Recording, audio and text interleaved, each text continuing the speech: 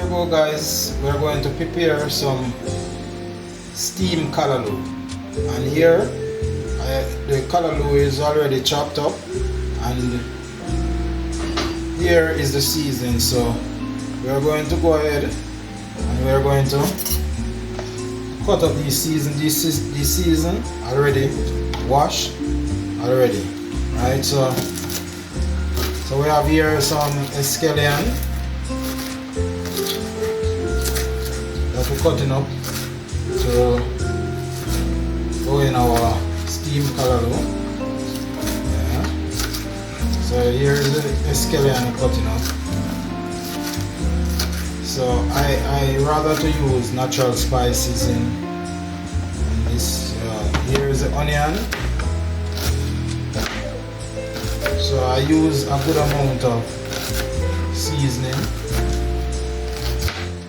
whenever I'm cooking, because I only use natural spices. Right?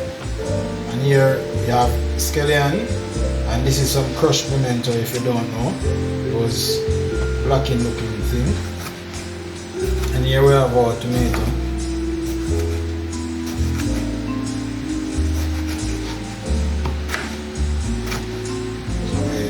Cutting up the tomato.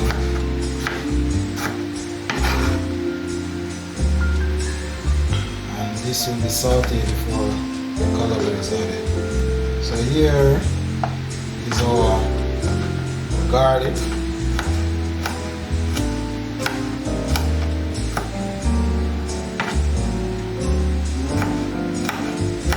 Cutting up the garlic. And here is our sweet pepper.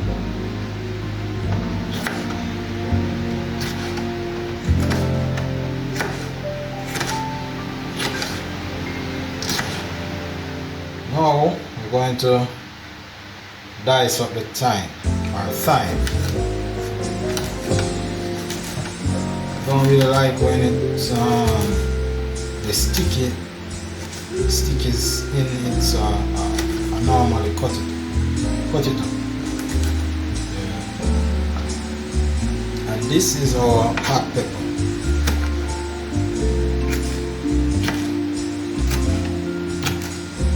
Don't want it too hot, so I'm not going to use all of this.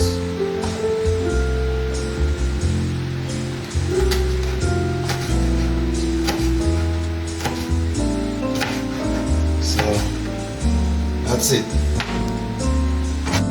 Here we go guys. The oil is hot now, so I'm going to saute the seasoning before I add the calalo.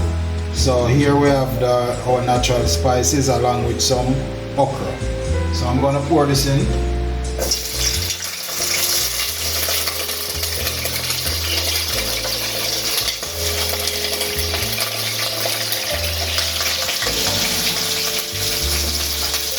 I'm going to saute this a bit before the calalo is added.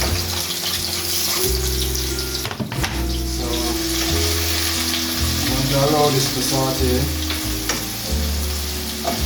before I add my calalo. And as I always said, remember that whenever you're using a non-stick pot, you don't use metal fork or spoon, you use plastic, alright? That it don't damage the non-stick material inside the pot. So right now I'm sauteing the seasoning before I add the calalo. Right.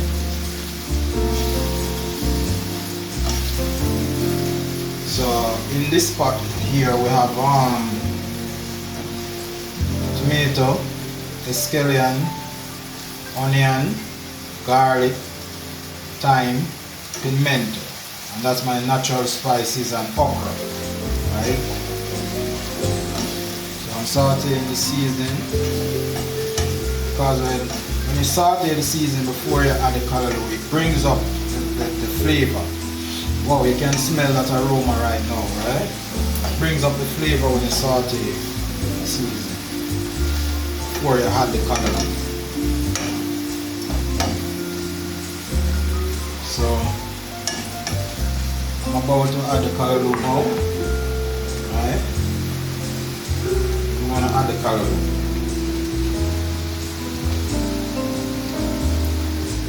Goes. So I'm not going to cover the pot too early because I don't want the calalo to spring too much water. Alright, so I'm going to allow this.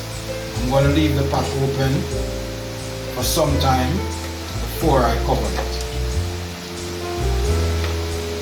I'm going to allow most of the water to be extracted out of the calalo. Because if you cover the pot is going to spring a lot of water, and you know that calalo is water-based vegetable. So you don't cover the pot. Because when you cover the pot, the heat is going to spring water, and calalo is already water-based, and you don't want too much water in your calalo when you're finished. So I leave the pot open for some time before cooking. Alright? Here you go, guys. You see? Not a lot of water. In order for the calalo not to spring a lot of water, you have to keep the cover off the pot for some time and allow the water to be extracted, right? Because as we know that calalo is a water-based vegetable. So if you cover the pot will spring a lot of water, and you don't want that. You don't want your calalo to be swimming in water, okay? So keep the cover off the pot for some time, alright? So you'll see the you're gonna see the dish. The finished dish. Alright? Tie up my tongue a while ago, but now watch nothing, now I understand. So there goes my calalo. You know, a calalo must always have some crunch to it. You must not overcook calalo, alright?